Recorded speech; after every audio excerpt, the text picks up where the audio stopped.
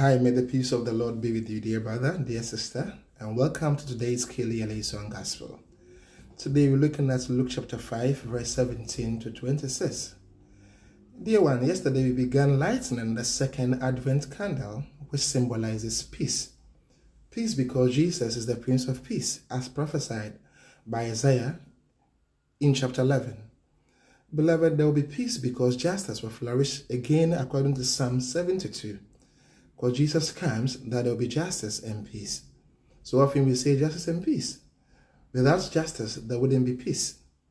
But today we also see that when there is justice, where there is peace, there is restoration. And this we see in Isaiah 35 today, the first reading. Restoration because the desert will begin to bloom, the blind will see, the lame will walk, the deaf will hear again. So this happens because there is justice, there is peace, and then leading to restoration.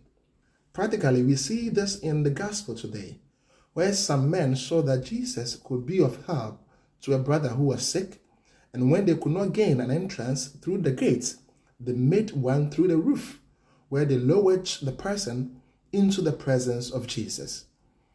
And when Jesus saw their faith, he said to the man who was sick, "Rise up, pick your mat, and walk." And he was healed. Beloved, in his presence. In this season of Advent, as we prepare for his coming, for me, we must watch out and we must increase our faith. The first thing to do. The second thing for me is to always seek to be in his presence. You must always be in the presence of the Lord. We must carry his presence with us. Others must encounter God's presence wherever we find ourselves. We should become God's tabernacles to wherever we go. Because when this happens, a testimony is given. There is healing, there's restoration, which is very important. I don't know where we have tried to be all this while, but for me, I want to encourage you to always seek to be in his presence, to always try to have the presence of the Lord with you. As you begin your activities, as you begin to do whatever you have to do for the day, always try and be in the presence of the Lord. And this will grant you the restoration you need. So I don't know what you might be going through. I don't know what you might be experiencing. I don't know the challenges you have now. But one thing I'm sure, and I know, is the fact that when you seek to be in his presence, there will always be a testimony for you. God will make something out of the things which seems not to be helping.